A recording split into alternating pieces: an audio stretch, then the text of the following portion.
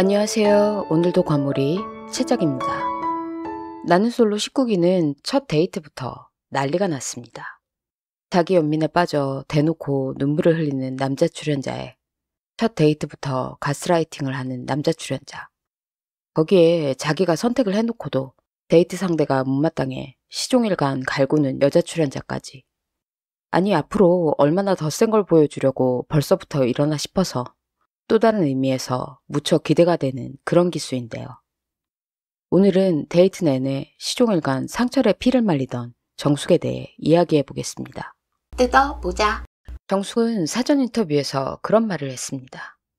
자기는 자기가 좋아야 연애가 된다고. 그런데 자기가 좋아하는 사람들은 자기에게 관심이 없어서 그동안 짝사랑만 했다는 식으로 이야기를 했었죠.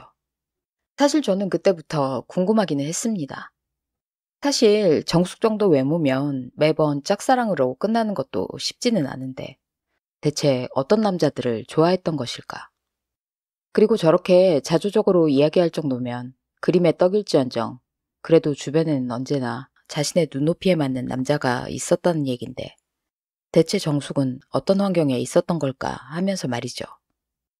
그런데 정숙이 자기소개에서 직업이 간호사라고 밝히는 순간 모든 궁금증이 단번에 풀리는 기분이 들었습니다. 아니할 말로 그동안 정숙의 눈높이가 어디에 맞춰져 있었는지 알 것 같은 느낌이었죠. 그래서 그런지 정숙은 자기소개 후 남자 출연자들에 대한 호감이 급격히 떨어진 듯한 모습이었습니다. 그래도 전날 밤까지는 상철과 영수를 두고 누구를 선택할지 고민하기도 하고 여철들과 그 고민을 나누기도 하며 적극적인 모습이었는데 자기소개가 끝난 후에는 끌리는 사람이 없다며 다소 텐션이 떨어진 모습이었죠.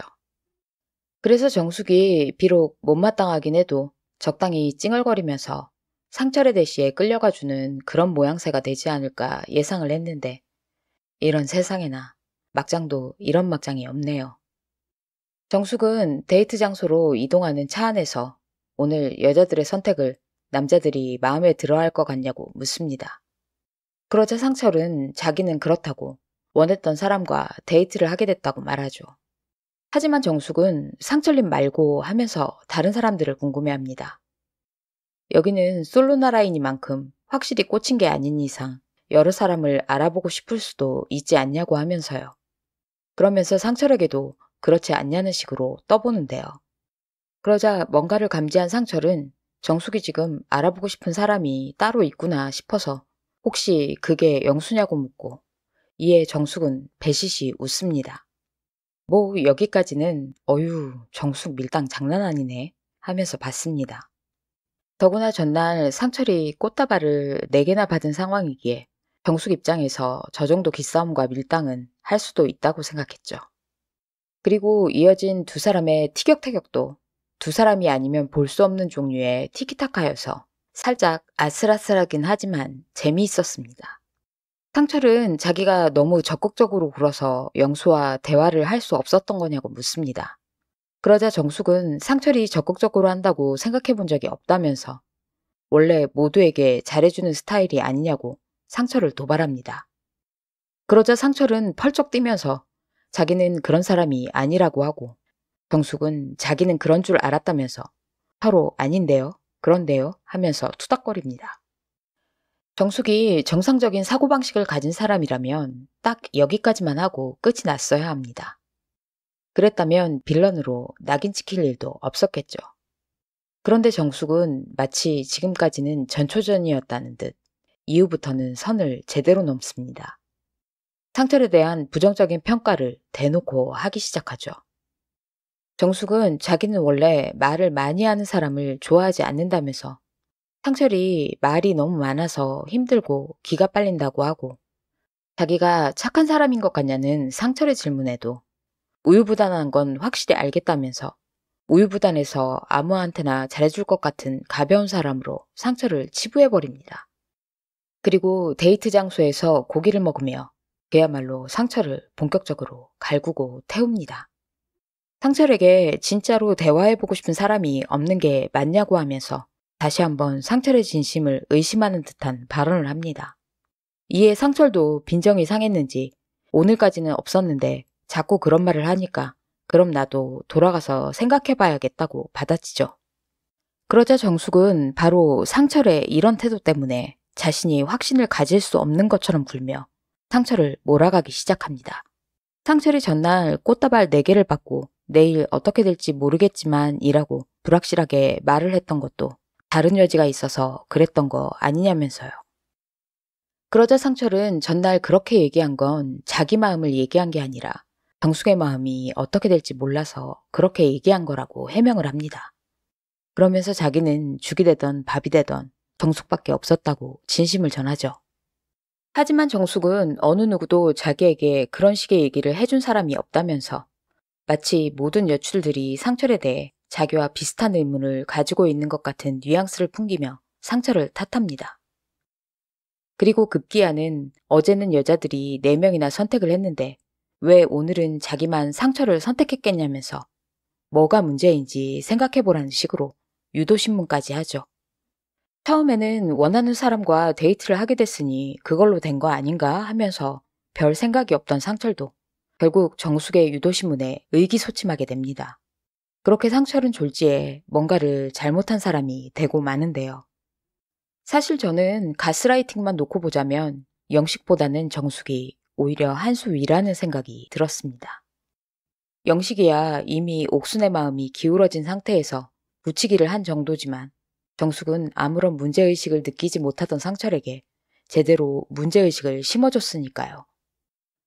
그래서 저는 상철이 갑자기 말수가 줄면서 의기소침해져 있을 때 마치 자기는 할 일을 다 했다는 듯 의기양양하게 뭔가 잘못된 것 같아요? 하면서 천연덕스럽게 입술을 바르는 정숙의 모습이 너무 무섭고 소름 돋게 느껴졌습니다. 잠시 의기소침해져 생각에 잠겼던 상철은 그럼 정숙에게 적극적으로 하고 확신을 주면 되겠냐고 묻습니다. 그러자 정숙은 확신을 주면 고맙다고 말을 하죠. 그런데 문제는 이 또한 정숙이 원한 대답이 아니었다는 것입니다. 정숙은 인터뷰에서 상철의 직진이 고맙기는 하지만 부담스럽다며 선을 긋습니다. 그리고는 상철과의 데이트가 좋았으면 영수와 굳이 대화를 안 해봐도 되겠다 했겠지만 결국은 영수와 대화를 한번 해봐야겠다는 생각이 들었다고 결론을 내리게 되는데요. 결국 정숙은 자기가 다른 사람을 알아볼 명분과 구실을 만들기 위해 데이트 내내 상처를 갈구고 태워서 문제가 있는 사람으로 만들었던 것이었죠. 애초에 상철이 그렇게 마음에 안 들었으면 적당히 맞춰주며 데이트를 하고 그러다 우린 서로 안 맞는 것 같다며 깔끔하게 바이바이 하면 될 일을 정숙은 왜 저토록 상처를 갈구고 태우며 또 다른 의미로 정성스럽게 공을 들였던 것일까요? 이유는 간단합니다. 영수와 어떻게 될지는 아직 미지수고 혹시라도 영수와 잘못됐을 때를 대비해 정숙은 상철이 자기를 두 팔 벌려 환대해줄 남자인가를 가늠해 본 거라고 봅니다. 비록 성에 차진 않더라도 자기에게 무조건 충성할 기사 하나쯤은 필요했던 것이죠. 거기다 내가 다른 사람을 알아보더라도 그건 내가 알아보고 싶어서 그런 게 아니라 네가 확신을 주지 않아서 그런 거라는 밑밥을 상철에게 확실하게 깔아놓음으로써 정숙은 앞으로 어떻게 행동을 하더라도 상철 앞에서 당당하게 굴 수 있는 프리패스 구실을 만들어 놓은 거라고 보이는데요. 영수가 워낙 영자에게 직진하는 분위기여서 그럴 틈이 있을지는 모르겠습니다만 저는 정숙이 영수와 데이트하는 모습을 한 번쯤은 꼭 보고 싶습니다. 철벽을 치는 영수 앞에서 쩔쩔매는 정숙의 모습을 꼭 한 번은 봤으면 좋겠네요. 정숙은 사전 인터뷰에서 이제는 키도 얼굴도 안 본다면서 그냥 착한 사람을 만나고 싶다고 했죠. 저는 이제 저 말이 이렇게 들립니다. 전에는 나한테 관심이 없어도 전문직에 키도 크고 얼굴도 잘생긴 사람이 좋았는데 이제는 키와 얼굴까지는 바라지 않으니 그저 전문직에 나만 바라봐주는 착한 남자면 된다고 그렇게 얘기하는 걸로 들리는데요. 정숙이 말하는 착한 남자 앞에는 얼마나 많은 수식어가 생략돼 있는지를 이제는 모두가 눈치채셨겠죠? 그래서 오늘도 과몰입 한 줄평. 정수가 네가 그런 남자 만나는 것보다 그냥 네가 착한 여자가 되는 게 더 빠르지 않겠니?